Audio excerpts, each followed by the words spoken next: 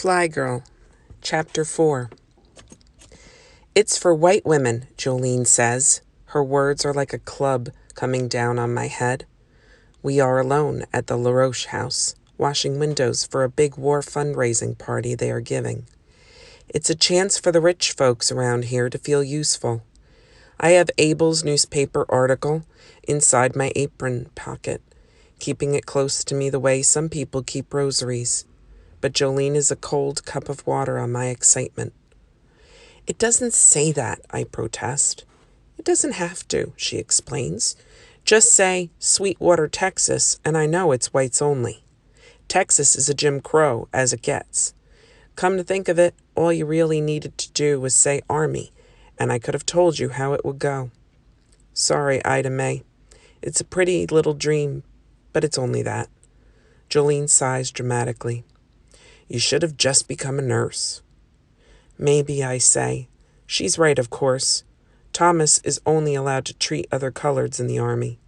In fact, it's like Uncle Sam runs two armies at once. One all white and the other colored. Grandy says that's the way it's always been. They finally decided to let women fly military planes. I don't know why I thought that meant colored women, too. Do you ever wish you were white, Jolene? Jolene raises an eyebrow and cuts me a sharp look. There ain't enough wishes in the world to make me white, she says. Besides, the darker the berry, the sweeter the juice. I have to smile. All right, Miss Juicy, but you know what I mean. Most days it doesn't matter. You go to work, you go home, you got a family and the sun's still shining. You're happy. But then sometimes it's like when I tried to get my license. If you're colored, you get the short end of the stick, and if you're a woman, you get the short end of the stick. So what do we get for being colored and women? Jolene sighs. Beat hard with both ends of a short stick. She smiles wryly. Well, honey, like I've said before, I'm a Negro for life, but you could always pass. My skin prickles at the thought. You remember Stevia Johnson? Hoo boy, do I, Jolene exclaims. Stevia was white as milk and had light-colored eyes to boot. Her mama's mama made sure they're all married up the light ladder. And she married a white man, too, I add. Stevia was a year ahead of us in class. She got married almost right out of high school. When other girls were learning to be teachers or cleaning houses, Stevia married her boss at the department store she worked in. She's been passing for years. It wasn't unheard of, passing for a job or marrying white, so your children could pass into a better life. Daddy's family had done the same, until he married Mama, that is. Stevia always was too uppity for me, Jolene says. Do you remember Janice? Jolene's eyes narrowed, and she gets real busy on a window streak. Janice Johnson was not someone either of us were likely to forget.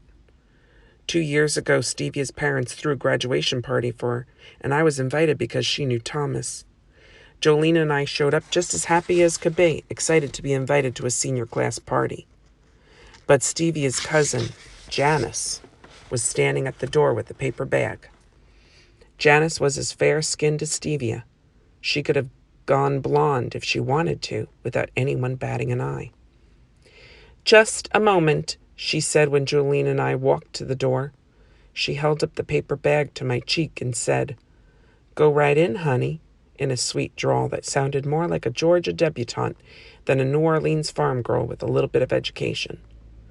I went on in and turned around to wait for Jolene. Jolene never got past the front door. Sugar. Just black as molasses. Janice held the paper bag up, pale as nutmeg against Jolene's chocolatey skin. You're back of the church black, she said, referring to the way folks separated by skin tone in some churches. The blackest people sit in the last row, farthest away from God. You can't be serious, I said. I'll never forget the look on Jolene's face when she could have scratched Janice's eyes out. Let's go, Jolene. We don't need this. I grabbed her hand. She pulled free of me. This is my business, Ida, she said quietly and stepped right up in that yellow girl's face and said, Janice Johnson, everybody knows you got your skin from the milkman, and not your mama's husband. He's as black as me. At least I know who my daddy is." Janice Johnson's eyes went real wide, and she made a noise like a hiccup. You little tart," she stammered. People were turning to watch. Jolene smiled like an audience she had. She looked at Janice sweetly. Janice's beautiful pale face had gone red and blotchy. "Tell it to your mama," Jolene said, turned on her heel, swished her hips, and left. I had to hurry it up to keep up with her. We laughed about it all the way down the block, but it had left a sour taste in my mouth. I never wanted to be like Janice Johnson or her cousin Stevia. Now I smile in spite of myself. Look at me. No license, no chance of getting one, and not even allowed to volunteer myself to fly. Thomas was right to call me Clayfoot. Jolene gives me a hug. "Cheer up, Clayfoot. Something's got to give." Yeah, something. Abel is the first to notice the Oriental girl in the photograph. "Is she colored?" he asks me. I'm folding clothes on my bed, still stiff from hanging on the clothesline. Abel thinks he's helping me, but he's really just sitting on my dressing table, fooling around with my combs and things. I turn to see what he's pointing at. It's an article about the wasp. After my little talk with Jolene, I cut the article out and clipped it to my mirror. It just gives me something to think about if I can't join them. Abel is pointing to the article's photograph, a picture of a group of women in uniform. There aren't any colored folk in the WASP, I tell him, barely giving him a second glance. I'm too hurt to want to talk about it anymore. "No, you're not looking. Her. She's colored or something. Her name is..." He leans in close to read the caption on the photograph. "Hazel." "Ah, Ying." "Ying? What kind of name is that?" "Ying." It's like a bell going off in my head. "Ying? Are you sure?" I drop the blouse I've been fussing with and scramble over to the vanity. "There," Abel says proudly. "It's true." And at the end of the row of white faces, one is a little darker than the others. Hazel. Ah, Ying. "She's not a Negro, Abel. She's Chinese." "Chinese? Aren't we at war with the Chinese?" I kiss my brother on his curly head. "No, silly. We're fighting the Japanese. 2 different countries. You'll learn about that in school." I can't stop smiling. They let a Chinese girl into the WASP program. A real Chinese girl. That means there's hope for me, too. "You should sign up," Abel says, like he's reading my mind. Should I? Yeah, why don't you? Why not? I think, and then the other reasons come knocking. For one, I don't have a license. Daddy does. That's not the same thing, Abel. I need my own pilot license to apply. All the flying and studying in the world won't make up for that.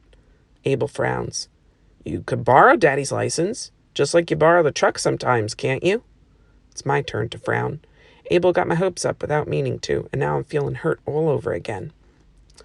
No, Abel, you can't. Don't you have somewhere to be? I snap. I don't mean to. I feel sorry the minute I say it, but I know I'll be better off alone. Fortunately, Abel is too caught up on his own thoughts to notice me. See you later, Ida. I'ma help Mama make a pie. He slides down off my dressing chair and bounces out of the room. The next morning I'm up early, not because I'm eager for work, but because I never really went to sleep. The article Abel gave me is clutched at my fist. The newsprint smeared across my fingers. I head up into the attic and find Daddy's flying box. It's a cash box, really metal, with the key still stuck in the lock. All of his flight manuals and paperwork are inside. I settle to the floorboards and put the box in my lap, running my fingers over the cool gray edges. This little box was like a treasure chest for me from the minute we landed in Daddy's Jenny. It was a school and a library, too. I must have read everything in here at least 100 times, and now my fingers know exactly what they're looking for. In a small leather portfolio worn as an old shoe, stuck in a place of honor, is my daddy's pilot's license. The license photo was one of the few pictures we had of him, so Mama took it out a long time ago and put it in the locket around her neck. It's just a blank sheet of yellowish paper now, a little rough where the photo was peeled up. I rub my fingers across the page. Iden Maine Jones. He was named in English and French by his mother, and I was named after him. Daddy's license photo was taken with the brownie camera, just like the one Mama used on vacation in Philadelphia when I was a baby. I sit up there in the dust and the heat in the attic. Mama's bedroom clock ticking away from the floorboards up to me, and I feel a hand on my shoulder. Daddy's hand. He gives me just a little push, and though I don't believe in ghosts, I believe my daddy is with me, and he's telling me what to do next. Ida May. There's a typewriter at the Dupree house, and I know Jolene will help me. I'm down those stairs just as soon as I can close the flying box. Mama, where's the camera? What, girl? Don't you come running down through here like some man banging your feet down those stairs. Sorry, Mama. I round the corner to the kitchen where she's sitting at the table balancing the books. It's just that. Where's the camera? The brownie Daddy bought you at the World's Fair. What you want with it, Mama, is way too good at reading when I'm up to something. I think fast. I thought I could take some pictures of home to send to Thomas. Mama's face softens. I feel terrible for lying. I promise myself I will take some pictures for him. Mama sniffs. Baby girl, you do think of the sweetest things. All right, if it's in the closet in my room, on the top shelf. There's some film in there too, but it might be old. Take some change from the counter and buy some new film at the drugstore. Yes, ma'am, and thanks, Mama. I kiss her soft brown cheek. She's the best mother can be.